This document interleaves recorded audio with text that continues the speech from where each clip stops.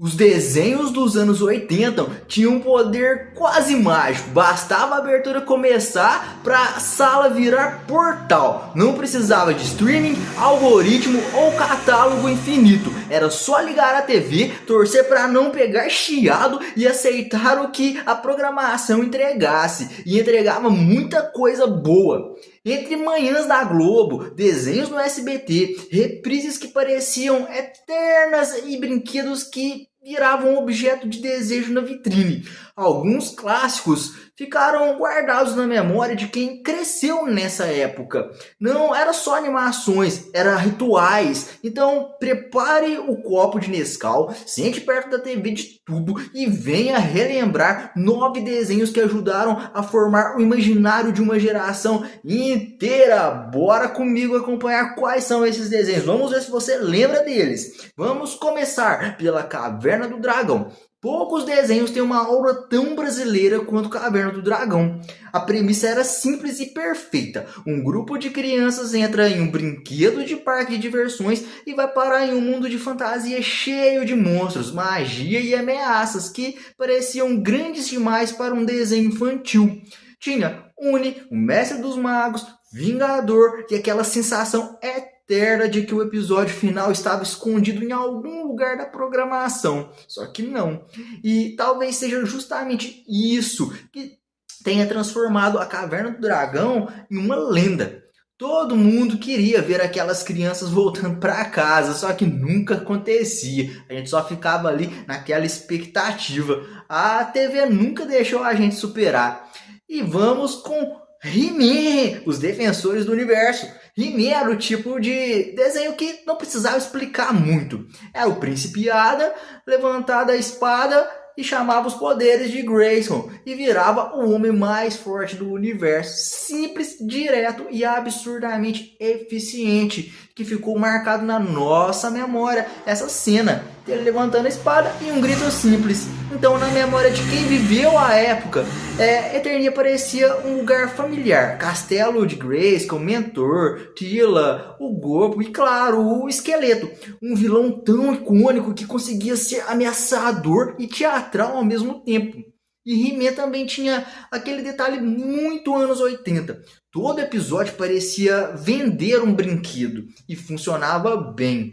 E vamos de Thundercats. Thundercats não era só um desenho, era um evento.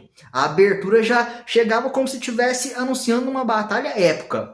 O Lion, Chitara, o Pantro, a Tira, o Wicket, o Wildcat e o Snurf pareciam saídas de uma mitologia própria, com direito ali, né, a espada justiceira, a olho de Tandera, brilhando na tela. E aí vinha o grito, Thunder, Thunder, Thundercats, ho! Pronto, a criança já estava ali recrutada. O desenho tinha aventura, fantasia, ficção científica e um vilão inesquecível que era o Mun-Ra. Era praticamente Senhor dos Anéis com felinos espaciais. Só que antes da gente saber formular essa frase absurda. E vamos para o próximo desenho, que é She-Ra, a Princesa do Poder. She-Ra poderia ter sido apenas a versão feminina de He-Man. Ainda bem que foi mais do que isso. A Dora tinha sua própria jornada, seu próprio reino para libertar e uma guerra contra o Hordak, que dava ao desenho ali uma identidade diferente. Etéria parecia menos musculosa que Eternia, mas igualmente cheia de perigos, magia e personagens marcantes. A transformação de Adora em She-Ra tinha força de ritual e a abertura fazia o resto. Para muita gente, She-Ra foi uma das primeiras heroínas animadas com presença de protagonista absoluta. Então, ela não estava ali para ajudar o herói, ela era a heroína. Então, ela tinha o papel principal, incluindo aí mulheres como o personagem principal do desenho.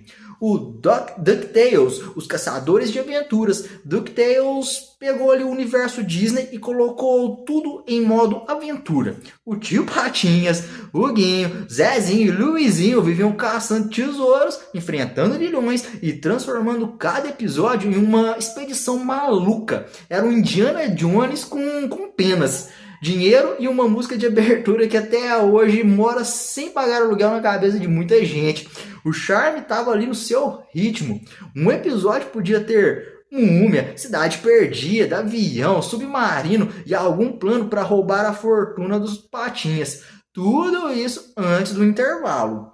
A vida parecia mais simples quando o maior problema do mundo era proteger uma caixa forte ali cheia de moedas.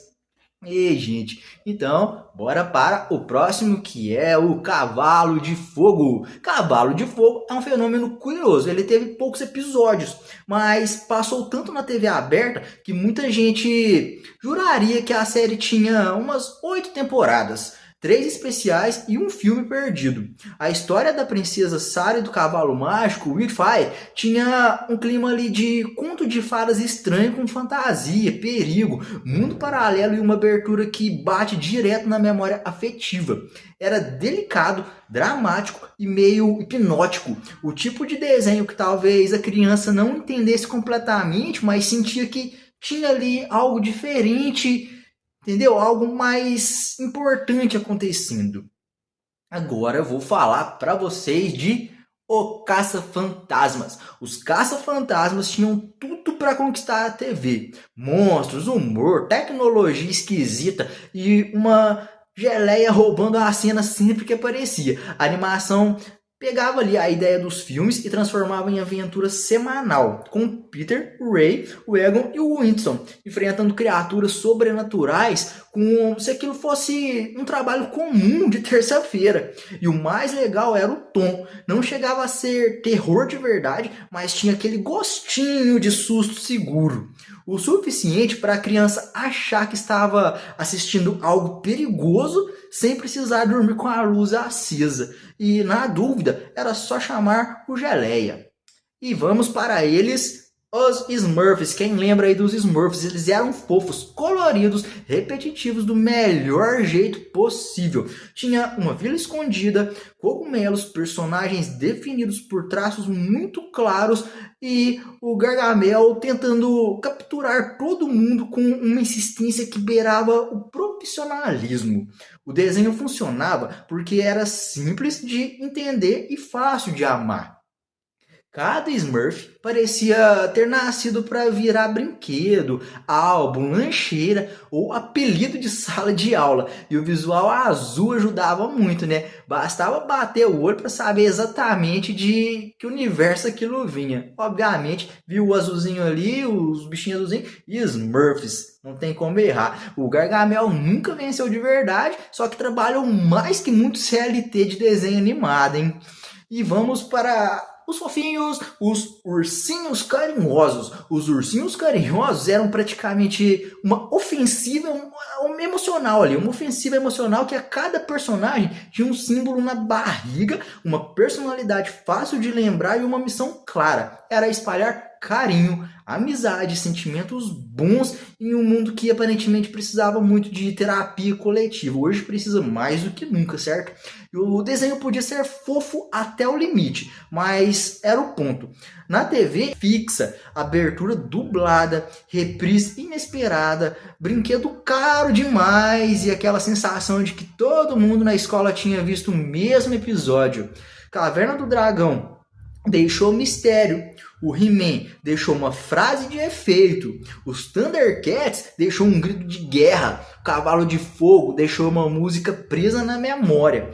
E no fim, esses desenhos não passaram apenas na TV. Eles passaram pela infância de uma geração inteira, marcando muitas memórias para nós mais antigos um pouco.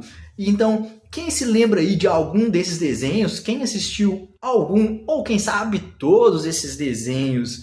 Você gostava desses desenhos? Você tem alguma memória afetiva em relação a algum desses desenhos? Que infância boa, né, galera? Que infância boa de quem pôde acompanhar isso. Ter vivido essa época aí da TV de tubo, que passava esses desenhos ali todos programados, todos os dias, nos mesmos horários, onde todo mundo via que ele comentava no outro dia, todo mundo junto na escola, porque era basicamente era o mesmo, todo mundo via a mesma coisa para no dia seguinte estar ali conversando a respeito do episódio do dia anterior. E aquela sensação também, né, de ir embora da escola ou chegar da escola para ligar a TV e assistir desenho. Que memória boa, né? Então, se você gostou do vídeo, já se inscreve no canal que está começando agora para me dar a força, deixa o seu like e não esquece de deixar seu comentário aí, valeu?